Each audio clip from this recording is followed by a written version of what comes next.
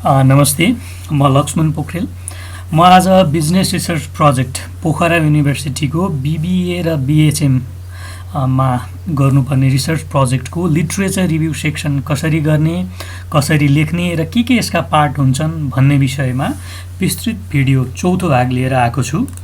Literature रिभ्यूको युनिभर्सिटीको फर्मेटलाई हामीले हेर्दाखेरि literature review भनेर 1.5 मा मात्रै राखेको छ, तर म सामान्यतया जुन म्यानेजमेन्टमा गर्ने रिसर्च र मार्केटिङमा गर्ने रिसर्चलाई हेर्ने हो भने सामान्यतया यसरी फ्रेम गर्दाखेरि 1.51 देखि 1.56 सम्म फ्रेम गर्दाखेरि एकदम बुझ्नको लागि सजिलो र एउटा एप्रोप्रिएट स्टाइल हुन्छ जस्तो लागेर मैले यो फ्रेमवर्क बनाएको छु र स्टुडेन्टलाई पनि यही फलो गर्नको लागि म इन्करेज गर्छु।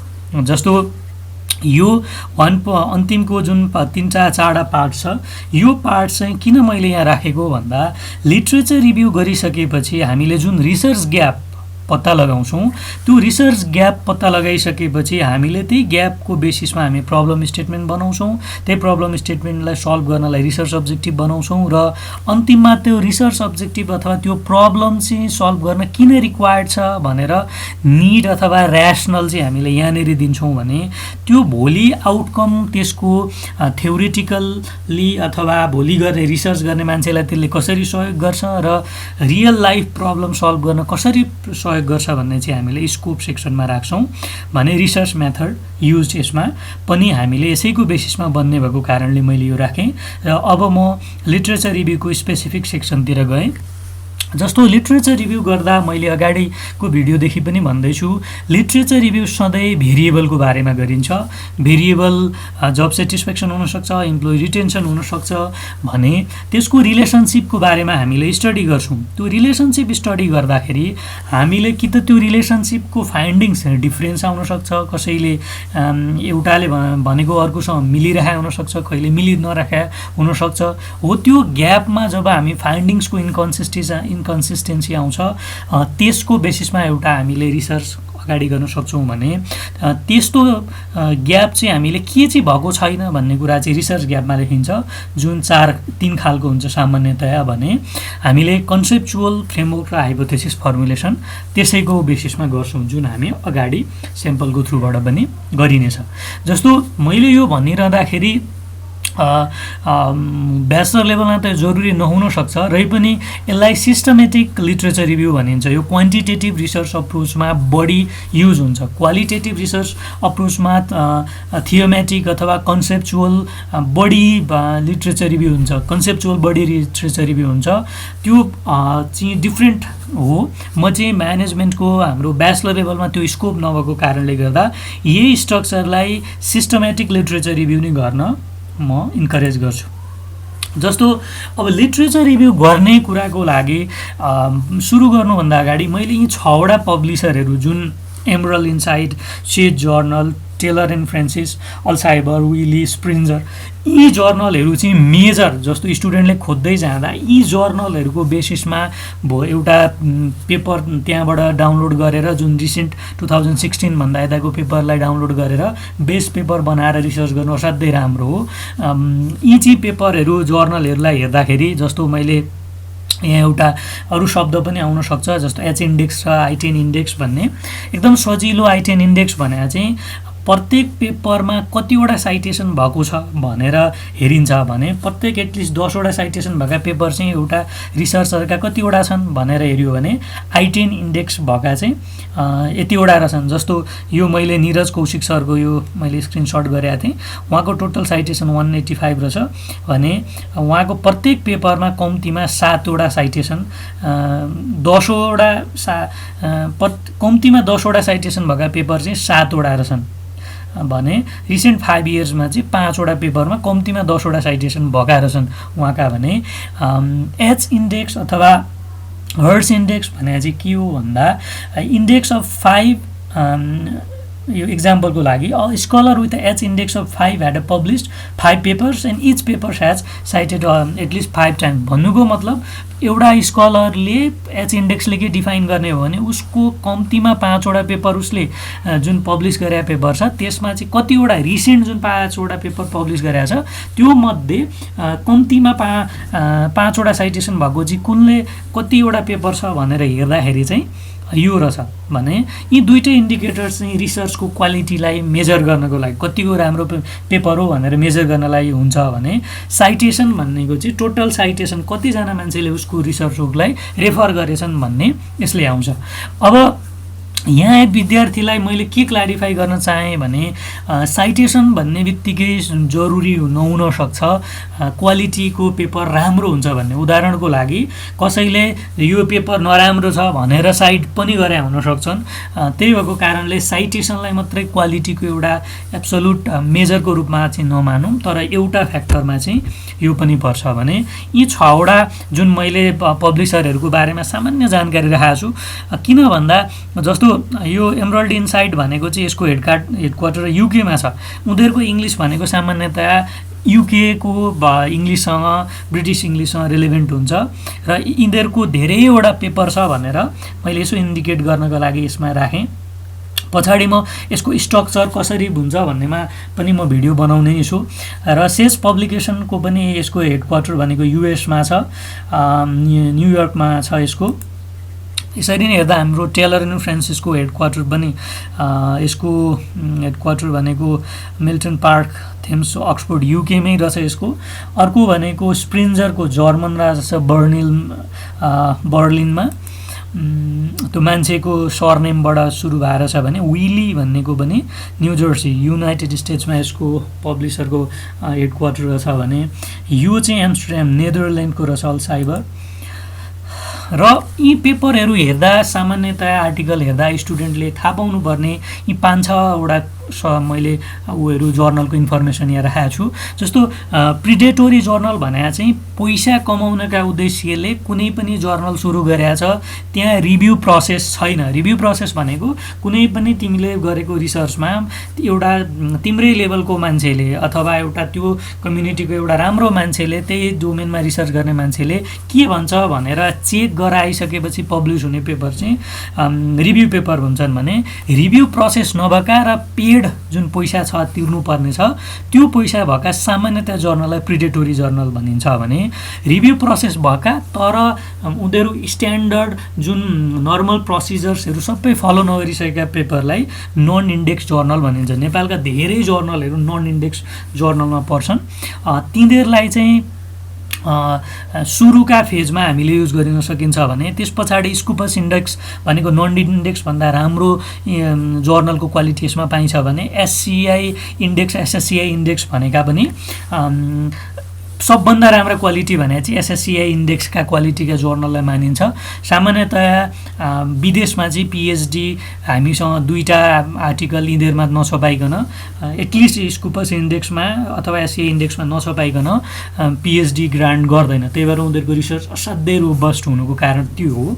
र यहाँ एउटा बुझ्नुपर्ने कुरा चाहिँ पेड र ओपन सोर्स जर्नल भन्ने हुन्छ। मैले प्रेजेटोरी जर्नल त भने अहिले नयाँ के प्र्याक्टिस आएछ यो अनलाइन डिजिटल प्लेटफर्मको कारणले गर्दा भने हामीले कतिपय जर्नललाई चाहिँ ओपन सोर्सको रूपमा हामीले पैसा नतिरिकन डाउनलोड गर्न पाउँछौँ। त्यस्ता जर्नललाई चाहिँ रिसर्चरले नै पैसा तिर्नुपर्ने हुनसक्छ। त्यो जर्नलको कस्ट कति पर्छ बियर गर्नको लागि पर्ने हुनसक्छ। त्यही भएर हामी प्रेडिटोरी भन्ने बित्तिकै पैसा भनेर नबुझौँ। ओपन सोर्स जर्नललाई चाहिँ बेटर क्वालिटीका जर्नलहरू मान्न थालिएको छ। इभन एससीआई एसएससीआई स्कुपस यी इन्डेक्स जर्नलमा पनि यो कुरा चाहिँ स्टुडेन्टले सामान्यतया जान्दा राम्रो हो। भने एउटा जर्नलको स्ट्रक्चर यसरी बेस भएको हुन्छ। प्रत्येकको फरक हुनसक्छ तर title abstract introduction literature review यसरी सेक्सन हुँदै रेफरेन्समा गएर एउटा जर्नलको स्ट्रक्चर इन भए हुन्छ। भने रेफरेन्सको चाहिँ आर्टिकलमा प्रत्येकको रेफरेन्सिङ स्टाइल फरक हुन्छ। अमेरिकन साइकोलोजिकल एसोसिएसन हुनसक्छ, एपिए एमएलए हुनसक्छ, हार्वर्ड हुनसक्छ, भ्यान्कुभर हुनसक्छ। यी सबै जर्नलका रेफरेन्सिङ स्टाइलहरू फरक छन् तर हामीले फलो गर्ने चाहिँ एपी स्टाइल हो। त्यही भएर मैले स्टुडेन्टलाई एक दुईवटा इक्जाम्पल राखेको छु। म पछाडि रेफरेन्सको फाल्टु भिडियो त एउटा बनाएर राखिदिनेछु, तर पनि योमा यो लिट्रेचर रिभ्यूमा यति चाहिँ जान्न जरुरी छ भनेर मैले यहाँ राखेको छु।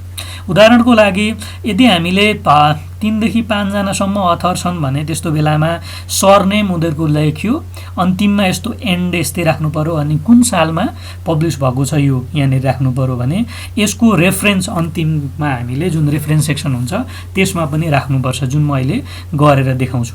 जब हामीले दोस्रो चोटि यसैलाई रेफरेन्स गर्नुपर्ने छ 3टा अथरकोलाई भने हामीले सुरुको नामलाई स्मिथ एट अल भनेर हामीले राख्न सक्छौँ। हामीले यसरी सबै राख्न जरुरी हुँदैन, त्यो चाहिँ एपिए को फर्मेटको एगेन्स्टमा हुन्छ। भने 6 अथवा त्योभन्दा बढी अथर छन् भने हामीले एट अलले फलो गर्छौँ। जस्तो एमा 6 जना अथरले लेखेका छन् भने सुरुमै हामीले स्मिथ एट अल 2017 भनेर राख्छौँ। भने इन्डाइरेक्ट सोर्सेसहरूको लागि हामीले साइट गर्नुपर्ने छ भने जस्तो जोन्सनको यो भने चाहिँ कस्तो भन्दा हामीले कुनै पनि जर्नलमा गयौँ, त्यहाँ आफूले केही पनि आफूले त्यो जर्नलको एउटा लाइन चाहिँ मैले कपी गरेर पेस्ट गर्नु पर्यो, जुन चाहिँ त्यो जर्नलको राइटरले कपी त्यो कुनै ठाउँबाट अरू ठाउँबाट गरेको थियो भने रेफरेन्स लिएर गरेको थियो भने त्यस्तो बेला मैले एज साइटेड इन भनेर लेख्नुपर्छ। त्यो म पछाडि देखाउँछु। भने कुनै पनि हामीले अनलाइन प्लेटफर्मबाट लिएका छौँ भने जस्तो जस्तो गुगल स्कलरबाट डाउनलोड गरेका छौँ भने सामान्यतया रिट्रिभ फ्रम भनेर माथिको जुन बारमा देखाउँछ हो त्यसलाई ल्याएर कपी गरेर पेस्ट गर्नु पर्छ। यो इलेक्ट्रोनिक सोर्सेसबाट गर्दा अब हाम्रो मेजोरिटी इलेक्ट्रोनिक सोर्सेसमै भएकोले यो गर्न जरुरी छ। मैले चाहिँ यो प्र्याक्टिकली अहिले गरेर पनि देखाउँछु। अर्कोमा यो एरर इन इन्टेक्स्ट साइटेसनमा जस्तो यस्तोमा हामीले यस्तो एन्ड लेख्ने होइन, यस्तो एन्ड लेख्नुपर्छ। यही कुरा यहाँ छ स्मिथ एन्ड जोन्सनको। स्पेलिङ इनकन्सिस्टेन्सी हुनु हुँदैन, जस्तो कसैको स्पेलिङ एरर पनि हुनसक्छ। यहाँनिर एरर छ इनकरेक्टमा, यहाँनिर एररमा एलई भनेर करेक्ट छ। अर्को साइटेसनको अर्डर पनि अल्फाबेटिकल हुनुपर्छ, जस्तो एसएएल यसरी राख्न पाइँदैन, एएलएस यसरी राख्नु पर्यो अल्फाबेटिकल अर्डरमा। यो भयो भने अब हामी जो कन्स्ट्रक्ट र त्यो भेरिएबलको बारेमा के लेख्ने भन्ने, जस्तो स्टुडेन्टलाई हुने सबभन्दा ठुलो समस्या जब रिसर्च गर्ने बेलामा सबभन्दा हुने समस्या भनेको चाहिँ यो कन्स्ट्रक्टहरू कसरी राख्ने, भेरिएबलहरूलाई कसरी डिफाइन गर्ने भन्ने। जस्तो मैले एउटा इक्जाम्पल यो मेरै रिसर्चको राखेको छु। हुन त यो रिसर्चमा प्रत्येक जर्नलको प्रत्येक राइटरको आफ्नै राइटिङ एउटा स्टाइल हुन्छ, तर अन्डर ग्रेजुएट लेभलमा अथवा मास्टर इभन लेभलमा पनि स्टुडेन्टले एउटा स्ट्रक्चर फलो गरिसकेपछि पछाडि आफ्नो त्यसमा कम्पिटेन्ट भएपछि डिफ्रेन्ट स्टाइलले क्रिएटिभ अप्रोचले राख्न सकिन्छ। तर सुरुमा चाहिँ मैले यो स्ट्रक्चर फलो गर्न इन्करेज गर्छु। जस्तो start with the origin of the constructor variable भन्नुको मतलब मैले इम्प्लोइ इङ्गेजमेन्टको बारेमा रिसर्च गर्दैछु भने यसरी लेख्न सकिन्छ। The construct employee engagement has emerge from the study of positive organisational behaviour. यसरी भनिसकेपछि यसको रिसोर्स के अरे यो कहाँबाट ओरिजिन भएको रहेछ भन्ने कुरा मैले थाहा पाउँछु। यहाँबाट कुनै पनि भेरिएबललाई डिफाइन गर्ने भने यो ओरिजिन कहाँबाट भयो, अनि compare with the relevant construct and define the construct भन्नुको मतलब इम्प्लोइ इङ्गेजमेन्टको बारेमा मैले यहाँबाट ओरिजिन भयो भनेर मैले साइड गरेँ। त्यस पछाडि it is found that employee engagement has been interchangeably use with similar construct such as job involvement, job commitment, workaholic employees. यी भने चाहिँ अरू इम्प्लोइ इङ्गेजमेन्ट र अरू त्यस्तै सुनिने शब्दहरू के छन् हो योसँग के डिफ्रेन्ट छ भनेर हामीले छुट्याउनुपर्छ। अब define the construct with the most accepted definition. अनि त्यस पछाडि हामी एकाडेमिकमा चाहिँ लिट्रेचरमा हेर्दाखेरि इम्प्लोइ इङ्गेजमेन्ट डिफाइन्ड यसरी गरेका छ, cognitive, emotional and behavioural component that associated with the personal role performance भनेर राखियो भने के हो भन्दा त्यो कन्स्ट्रक्टको बारेमा हामीले राखेको भयो। अब के गर्यौँ यहाँसम्म आउँदा भन्दा सुरुमा उसको ओरिजिन कहाँ रहेछ त्यो कन्स्ट्रक्टको बारेमा, त्यो अरू कन्स्ट्रक्टसँग कसरी रिलेभेन्ट छन् तिनीहरू, र त्यो कन्स्ट्रक्टको बारेमा हामीले सिम्पली त्यसको बारेमा डिफाइन पनि गर्न राम्रो, जब इन्भल्भमेन्टको बारेमा, कमिटमेन्ट, वर्कोहोलिकको बारेमा।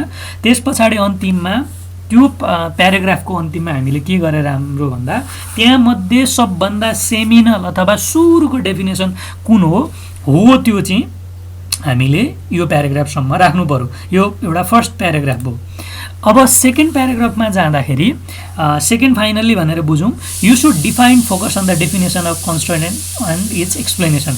यो भन्नुको मतलब के हो भन्दा, अब मैले के गरेँ, सुरुमा भन्दा ओरिजिनको कुरा गरेँ, अरूसँग कसरी डिफाइन्ड रहेछ भने, अनि मैले इम्प्लोइ इङ्गेजमेन्टको कुरा गरिसकेपछि अब त्यहाँमध्ये इम्प्लोइ इङ्गेजमेन्टमा पनि धेरै कन्स्ट्रक्ट हुन सक्छन्, त्यसको बारेमा मैले कुरा गर्न थालेँ। यो मेरो रिसर्च पेपरबाट सानेको भएकोले मैले थोरै राखेँ। तिमीहरूले पे उसमा बढी राख्नुपर्ने हुन्छ, जस्तो यसमा चाहिँ यसले यसरी डिफाइन गरौँ, यसले यसरी डिफाइन गरौँ, यसले यसरी डिफाइन गरौँ भनेर राख्छौँ हामीले। जस्तो एक्सले यसरी भनौँ, वाईले यसरी भनौँ, जेडले यसरी भनौँ, तर म चाहिँ यो डेफिनेसन युज गर्छु भनेर इज यहाँ हेरौँ है त, plethora of research work has been done in employee engagement. अनि यो खानले यो भनेर छ, मैले यो चाहिँ साइटेड भनेर राखेको छु यहाँ। इम्प्लोइ इङ्गेजमेन्ट इज क्यारेक्टराइज भनेर यसरी गरेर यहाँहरूको भने, मोर रिसेन्टली खानले चाहिँ यसरी कन्सेप्चुलाइज गरेर छ, synchronous business and articulation of men's preferred self and task behaviour that elevate association with work to other people and individual nearness, physical cognitive memory and dynamic full performance. यो मैले यसरी राखेँ भने यो चाहिँ के हो भन्दा, यो चाहिँ मैले अपरेसनलाइज गरेको डेफिनेसन, मैले युज गरेको डेफिनेसन भयो। अब के भयो भन्दा, फर्स्ट प्याराग्राफमा मैले के गरेँ, फेरि घुमाएर मैले त्यहीँ लगेँ। सुरुमा मैले ओरिजिन इम्प्लोइ इङ्गेजमेन्टको बारेमा भने, त्यस पछाडि ओरिजिनसँगै अरूसँग रिलेभेन्ट त्यसका कन्स्ट्रक्टहरू के छन् त्यसको बारेमा डिफाइन गरेँ, र मैले त्यो प्याराग्राफलाई कसरी कन्क्लुड गरेँ भने, त्यहाँको सेमिनल पेपरको बारेमा मैले इम्प्लोइ इङ्गेजमेन्टको बारेमा भनेर मैले सकेँ। त्यस पछाडि इम्प्लोइ इङ्गेजमेन्टभित्र पनि धेरैवटा इम्प्लोइ इङ्गेजमेन्टका कुरा होला हो, त्यो सबै कुरा चाहिँ मैले यहाँनिर इन्क्लुड गर्दै गर्दै म यो रिसर्चमा चाहिँ, यो अन्तिम लाइनमा म यो रिसर्चमा चाहिँ यो डेफिनेसनलाई लिन्छु भनेर मैले एउटा डेफिनेसन यहाँ लेख्छु। र फाइनल्ली हामीले के गर्छौँ भन्दाखेरि, यु सुड डिफाइन्ड योर अथवा आवर सिलेक्टेड डाइमेन्सन। त्यो रिसर्चमा चाहिँ के डाइमेन्सन्सहरू छन् इम्प्लोइ इङ्गेजमेन्टमा भन्ने कुरा चाहिँ मैले यहाँनिर राख्छु। मैले खानको डाइमेन्सन डेफिनेसन लिएकोले मैले खानकै डाइमेन्सन युज गर्छु। In this research the researchers has been adapting the framework developed by Kahn 1990, the dimension employee engagement are briefly defined भनेर मैले तिनीहरूलाई राखेँ। अब यसलाई होलिस्टिक पिक्चरमा हेर्दा मैले यस्तो राखेको छु, स्टुडेन्टले यसलाई स्क्रिनसट गरेर पनि युज गर्न सक्छु। सुरुमा मैले यो फर्स्ट लाइनमा ओरिजिन भने, यो अरूसँग यसरी रिलेभेन्ट छ, रिलेटेड छ भनेर मैले राखेँ। अब तिमीहरूले यसलाई चाहिँ यो जब इन्भल्भमेन्ट, कमिटमेन्ट, यसलाई पनि लेख्नुपर्छ, डिफाइन गर्नुपर्छ। अन्तिममा यो एकाडेमिक रूपमा यसरी डिफाइन भएको छ भनेर यसलाई राखेपछि यहाँभित्र मैले अरू डेफिनेसनहरू पनि छन्, त्यहाँमध्ये मैले रिसेन्ट डेफिनेसन यो खानको युज गरेँ, र त्यसको फ्रेमवर्क जुन यो छ भिगर, डेडिकेसन, एब्जर्प्सन, यो तीनटा भिगर छ भनेर मैले यहाँनिर राखेँ। अब यति सकिसकेपछि यो फ्रेमवर्कलाई हेरिसकेपछि जुन अगाडिकै छ, दोस्रो भेरिएबललाई पनि हामीले त्यसरी नै डिफाइन गर्न सक्यो। र हामीले अब त्यस पछाडि के गर्ने भने, रिलेसनसिप बिट्विन कन्स्ट्रक्ट। अब दुईवटा भेरिएबल, जस्तो यो फर्स्ट भेरिएबल भयो इम्प्लोइ इङ्गेजमेन्ट, त्यस पछाडि दोस्रो भेरिएबल भनेको लिडरसिप स्टाइल मानौँ रहेछ अरे। मैले एउटा अलि राम्रो यो रिसर्च पेपरबाट राखिदिएको छु, यो पछाडि त्यही रिसर्च पेपरबाट म प्र्याक्टिस पनि गराउँछु। जस्तो रिलेसनसिप बिट्विन कन्स्ट्रक्ट, जस्तो यसमा हामीले के हेर्छौँ भन्दाखेरि, you should find the relationship among variables. जस्तो त्यो माथि जुन हामीले दुईवटा भेरिएबल हेरेका छौँ, त्यो रिलेसनसिप बिट्विन भेरिएबल्सको हामीले हेर्छौँ। र you should go through at least 5 articles and read under literature review section.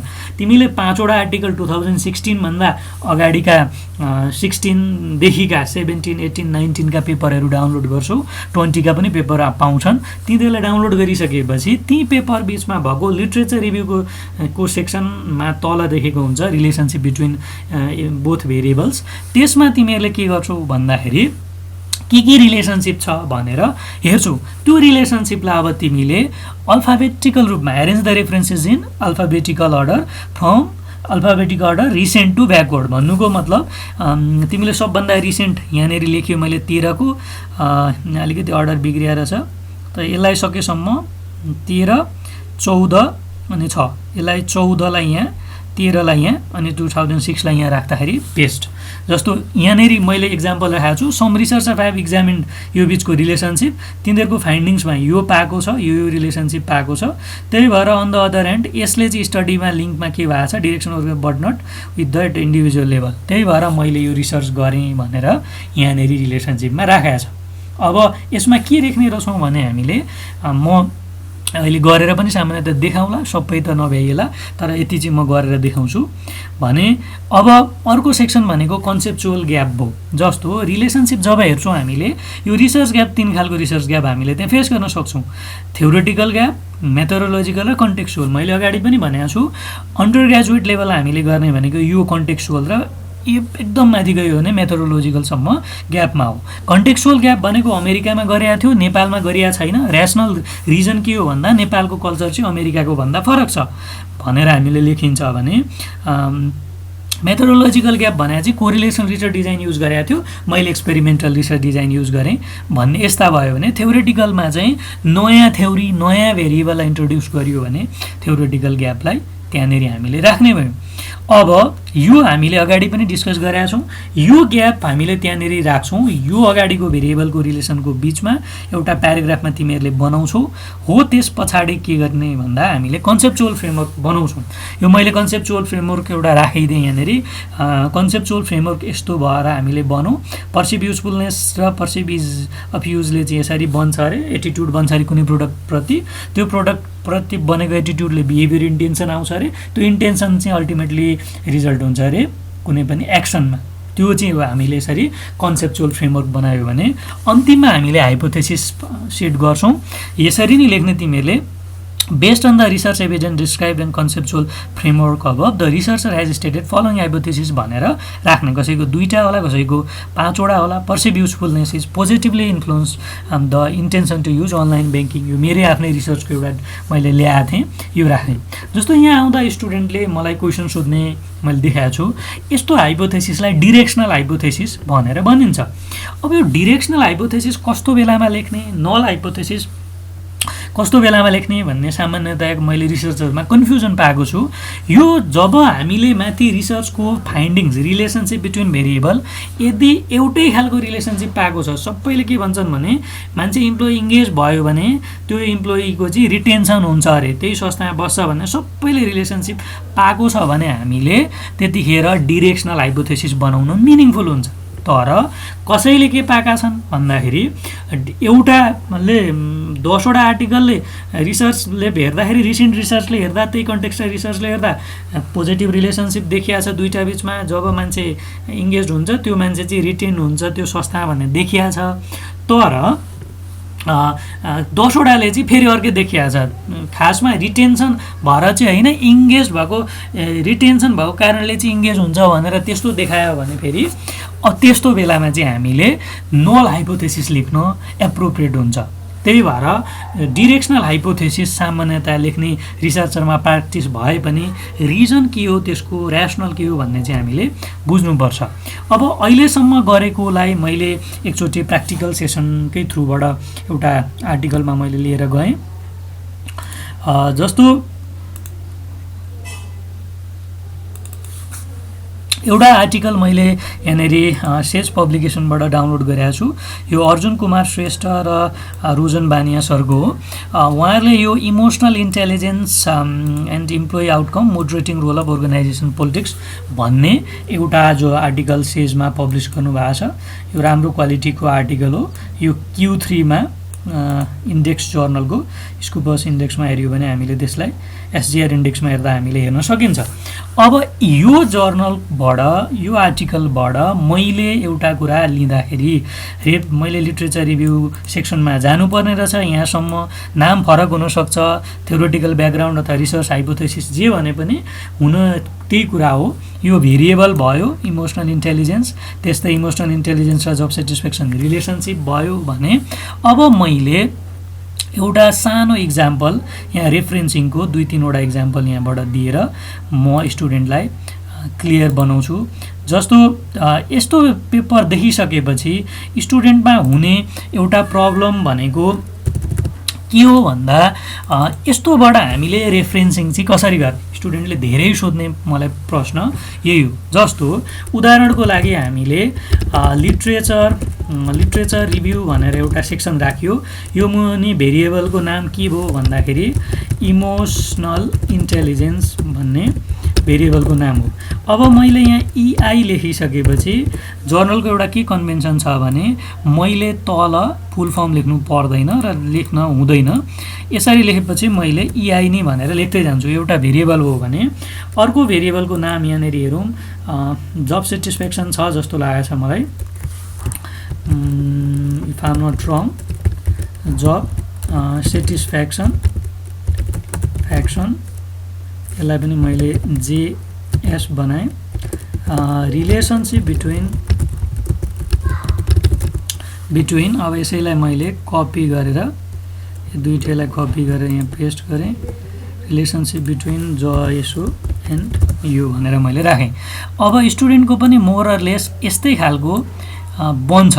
मैले यसलाई टाइम्स न्यू रोमनमा गरेँ र यसलाई 14 बनाएँ देख्न सजिलो हुन्छ भनेर, यसलाई पनि अलिकति स्क्रिन ठुलो बनाएँ। अब मैले अनि म स्टुडेन्टलाई के पनि इन्करेज गर्छु भने रेफरेन्स भन्ने सधैँ तल राखिरह। किन रेफरेन्स अर पोखरा युनिभर्सिटी यहाँ त बिब्लियोग्राफी भनेर छ, यो सधैँ तल राखिरह। किन भन्दा जब हामीले रेफरेन्स लिन्छौँ त्यतिखेर राखिएन भने हाम्रो पछाडि रेफरेन्सेसहरू कलेक्ट गर्न हामीलाई असाध्यै गाह्रो हुन्छ। त्यही भएर यही तल लिट्रेचर रिभ्यूको तल अथवा जुन प्रोजेक्टको तिमीहरूको फाइल छ त्यसको तल राखेर यसलाई गर। जस्तो मैले अब यहाँबाट त्यो अहिलेको आर्टिकल जुन छ यहाँबाट सेलेबे र मेयरको एउटा सरले राख्नु भएको छ, यहाँबाट मैले एउटा लाइन लिएर आउनु पर्यो। उदाहरणको लागि मैले सेलेबे र यो पिटर सेलेबे र जोन मेयर भन्ने मान्छेले फिल्ड सुरु गरे हुन्, यसलाई मैले लिएर कपी गरेँ, यसलाई लिएर मैले यहाँनिर राख्नु पर्यो। यस्तोमा ल्याएँ, मैले यहाँ ल्याएर मैले पेस्ट गरेँ। पेस्ट गरिसकेपछि म सधैँ के इन्करेज गर्छु भने यसलाई गएर तिमीहरूले फर्मेट ब्रेक गर। तिम्रो वर्ड फर्मेटमा आउँछ यो, अनि वर्डमा चेन्ज गर्यो, टाइम्स न्यू रोमनमा 12 मा गयो। मैले यसरी मिलाएँ। यो त मैले रिसर्च गरेको टपिक होइन, यो मैले कहीँबाट ल्याएको, त्यही भएको कारणले यो मेरो काम नभएको र मैले कसैलाई यसलाई गर्नुपर्ने भएको हुनाले यसलाई मैले साइटेड गर्दाखेरि एच साइटेड र अथरको नाम र पब्लिकेसन एच साइटेड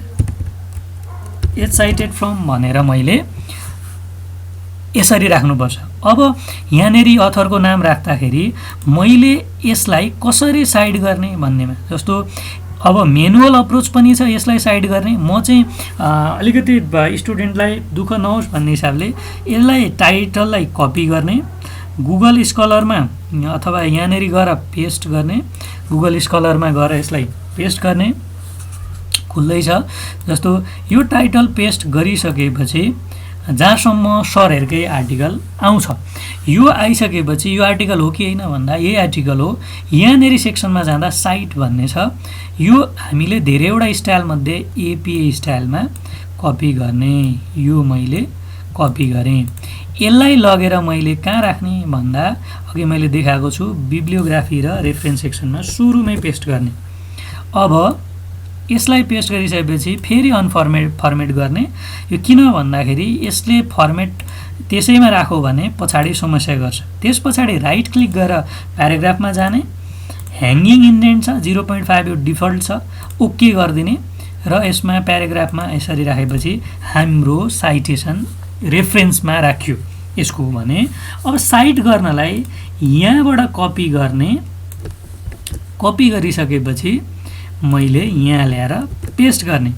अब मैले पेस्ट गरिसकेपछि अब के गर्ने भन्दा हामीले राख्ने साइटेसनमा त दुईटा मात्रै हुन्छ, सरनेम मात्रै हुन्छ। यसरी मैले यसरी गर्दै गएँ, डिलिट गरेँ, त्यस पछाडि यसरी राखेँ मैले।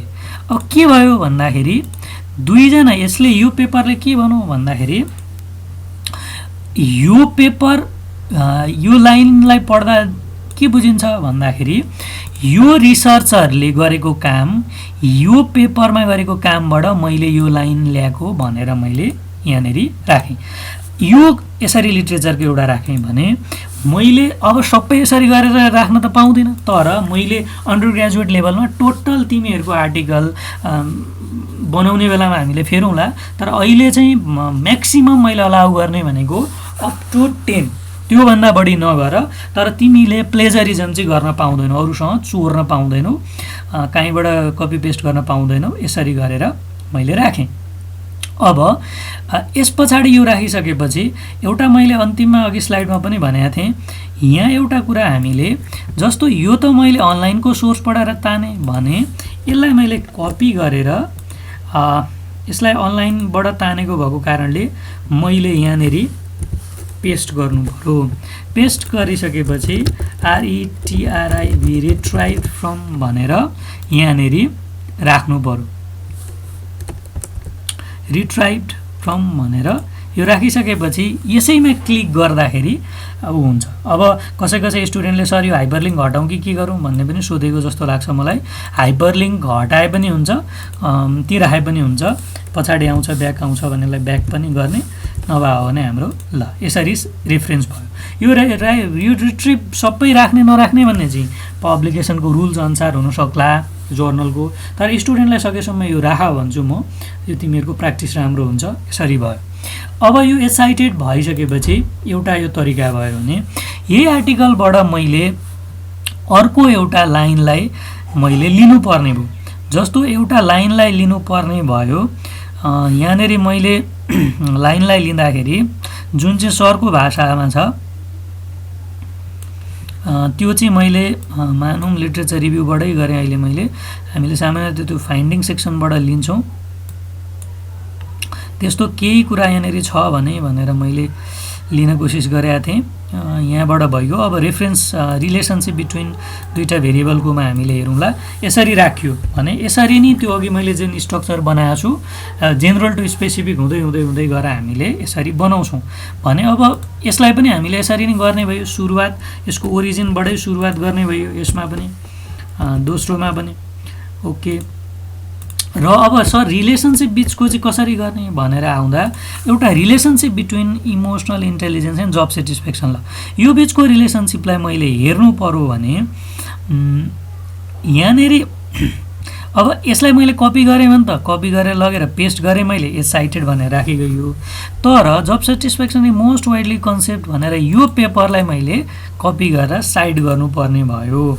यो पेपरलाई मैले साइड यसरी, यो त कसकोबाट भन्दा अर्जुन कुमार श्रेष्ठ र रोजर बानियाको आर्टिकलबाट मैले साइड गरेँ। यस्तो बेला मैले साइड गर्नु पर्यो भने चाहिँ के गर्ने भन्दा यो पेपरलाई मैले पनि म्यानुअल्ली नगर भन्छु, यही पेपरलाई जो अघिकै तरिका हो साइड गर्दाखेरि तरिका त्यहीबाट जाने। हामीले एपिएमै गयो, कपी गरियो, कपी गरिसकेपछि ल्याएर त्यसलाई पनि पेस्ट गर्ने, यहाँनिर पेस्ट गर्ने, जुनसुकै अथरको होस्। अब अरू फरक अथर हुनसक्छन्, यहाँ त मेरो दुईवटा एउटै अथर हो। त्यस पछाडि मैले यही सेक्सन अगाडिको लागि अनि त्यसलाई अनफर्मेट गर्ने, अनि यही सेक्सनलाई मैले लगेर यहाँनिर लगेँ, कपी गरेँ र मैले पेस्ट गरेँ। अब यहाँ के भयो भन्दा यहाँ पेस्ट हुँदा सरनेम मात्रै राखियो, यसलाई मैले यसरी गरेँ भने यसको पनि लास्ट नेम मात्रै हामीले युज गर्छौँ। श्रेष्ठ एन्ड बानिया 2016ले भनेको कुरा रहेछ, तर हामीले यसरी लाइन बाई लाइन भन्न चाहिँ पाइँदैन। यसरी राख्दाखेरि चाहिँ हामीले यसरी राख्न पाइँदैन। म स्टुडेन्टलाई के इन्करेज गर्छु भन्दा अलिकति यसलाई प्याराफ्रेज गर, भन्नुको मतलब यसलाई पढ र तिम्रो भाषामा लेख। जस्तो उदाहरणको लागि जब एक्जाम्पल मात्रै मैले दिएँ, job satisfaction is one of the most researched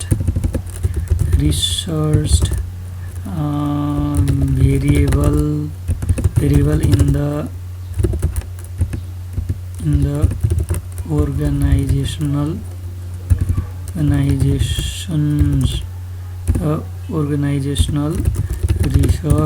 organizational research context and many job certification are found in organisational literature similarly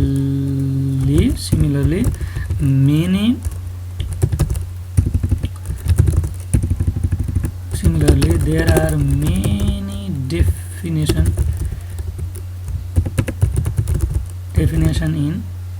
definition about job satisfaction in the organizational context भनेर यसको मिनिङ त त्यही हो त्यसलाई के गर्ने भन्दा यसो गर्ने यसलाई कपी गरेँ मैले कट गरेँ पेस्ट गरेँ यसरी गर्नु जस्तो यसको ठ्याक्कै मिनिङ त त्यही नहोला मैले यहाँ इम्प्रम्प्टु गर्दा त्यो नहोला अनि यसलाई मैले टाइम्स न्यू रोमनमा राखेँ यसरी मैले गरेर मिलाएर गरेँ स्टुडेन्टले यसरी फेरेर गर्न सक्छौ तिमीहरूले यसरी नै गर्दै गर्दै गर्दै यसरी रेफरेन्स राख्दै तिमीहरूको रेफरेन्स सेक्सन सकिन्छ अब योसम्म हामीले कुरा गऱ्यौँ यहाँसम्म गरिसकेपछि अब मैले केही पछा अगाडिको छुटेको छ कि भन्ने पार्टलाई जस्तो हाइपोथेसिसको हामीले लगभग डिस्कस गऱ्यौँ कन्सेप्चुअल फ्रेमवर्कको कुरा पनि आयो यो पनि आयो यसरी आइसकेपछि यो कुरालाई पनि हामीले गऱ्यौँ यसलाई इन्टिग्रेट गऱ्यौँ जस्तो अब यहाँ मैले अलिकति रिइन्फोर्सिस छोटोमा गरेँ यसरी गर्दा साइटेसनको यो एररहरू अल्फाबेटिकल यो एररहरू मिस्टेक नगर्ने स्टुडेन्टले गर्दा तिमीहरूले गर्दा रिभ्यू गर्दा यो एरर नगर्ने र यसरी यही कुरालाई मैले प्र्याक्टिकलले गरेँ आज लिट्रेचर रिभ्यू सेक्सनको लागि यति नै थ्याङ्क यू